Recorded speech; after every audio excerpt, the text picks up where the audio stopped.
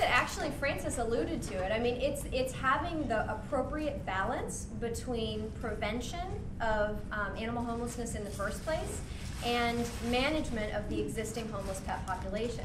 And it really is just as simple as that. I mean, we have spent hours looking at different kinds of models and how we can do this. But the truth is that there are certain kinds of programs. The program that Missy's doing of providing veterinary care to people who can't afford it actually keeps animals in their homes. So I'd consider that a prevention program. We'd consider spay-neuter a prevention program.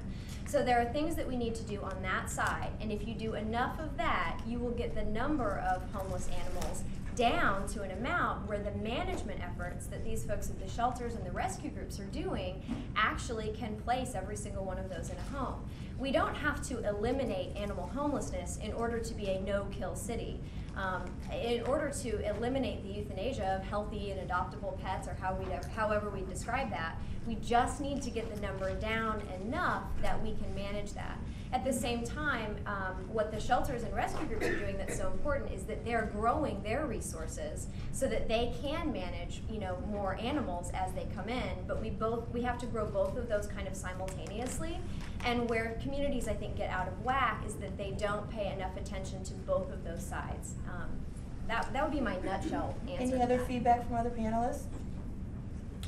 I just want to add once again that a big part of our strategy is building the community of people that are supporting these efforts, because we all know that as hard as we work at our organizations, there's only so much we can do as a team of staff and our core volunteers and board of directors. We really need the community to embrace working with us, working together to accomplish these things of adoption and prevention and the balance that Amy talked about.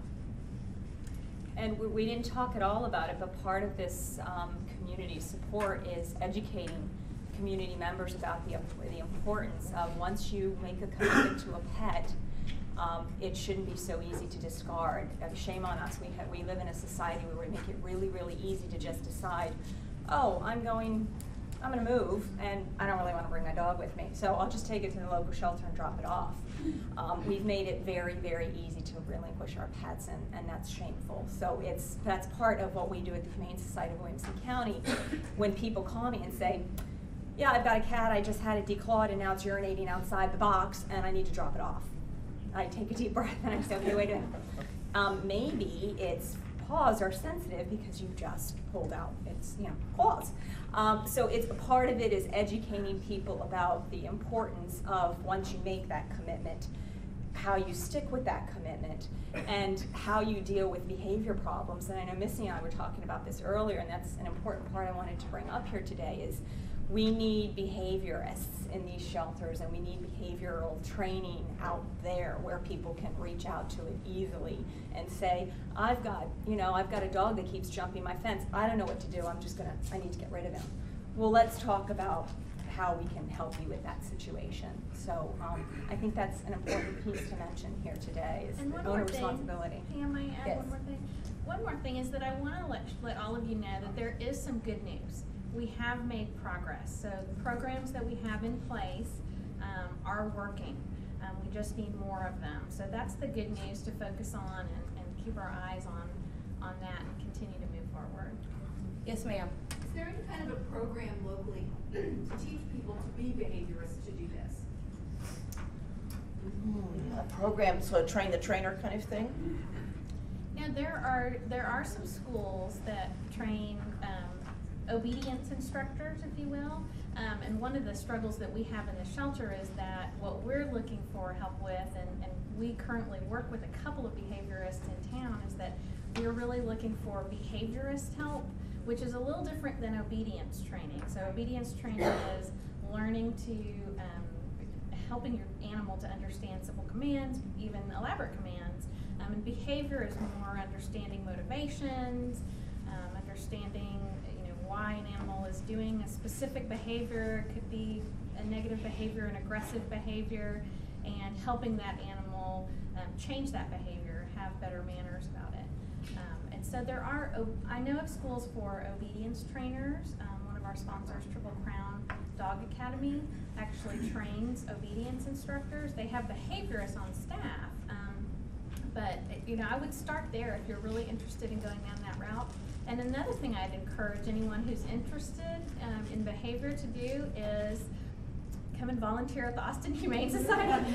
We have an incredible program of volunteers. We have over 450 dedicated volunteers, and many of them have been with us for 10 years, 15 years. They have all been to obedience training schools, and as well have learned about behavior of animals. So they help us every day, those volunteers, to work with the animals that we have in our care.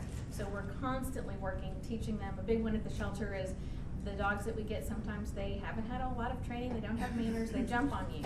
So our volunteers will teach the dogs not to jump on you, that they're rewarded if they don't, if they have behaviors that are appealing to people and families.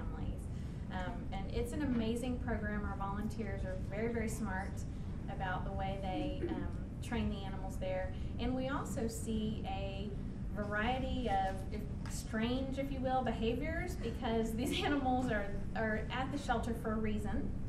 Sometimes it is because they have a behavior situation going on that is too much for the family, and so they're relinquished there. So it's a very great place to learn about obedience training and behavior, and it's a ton of fun as well. To answer your question, there is not a resource in the city where someone can call and be educated about that. It would be wonderful to have a hotline where you could call to learn about how to curb behaviors that are unwelcome and unwanted, that ultimately result in the surrendering of an animal. Yeah, something like an animal crisis hotline. This is what Absolutely. we have talked about when we've met with, I live here, I give here, a couple of months ago when we first started talking about the animal welfare panel of the group. That's one of the things that we all agreed that we would love to have in the city is a central hotline for issues about animals. If your cat's not using the litter box, you can call up and somebody can give you some ideas. If you're afraid to bring your dog in the house because you've never had a dog in the house before, how can we encourage you to do that? So this is something that we would love to have. I think it's something we will all work towards having happen as all the people in Austin that care about animals. We will all shoot towards that goal of having that happen because it would be great. It's a huge undertaking, but it's certainly something that can happen, and it is being done in some other cities in the country. Right. So that's a great one. I'm going to take you, and then I'm going to go right here in the front row. Okay. I just want to point out too that there's behaviorists working with all of these organizations, and I'd be shocked if these professional behaviorists didn't welcome volunteers who wanted to learn with them. So the behaviorists that work for Austin Pets Alive, they're always looking for volunteers that they can train, that can help them do their work. So there might not be one formal program in Austin, but any behaviorist who wants to help pets is going to love having someone reach out and want to help with them. And Austin Pets Alive actually does have a hotline. We're not doing a lot of publicity for it yet because it's just not ready. We're just not ready yet. We don't have the resources yet, but we've helped about 600 pets in the last year.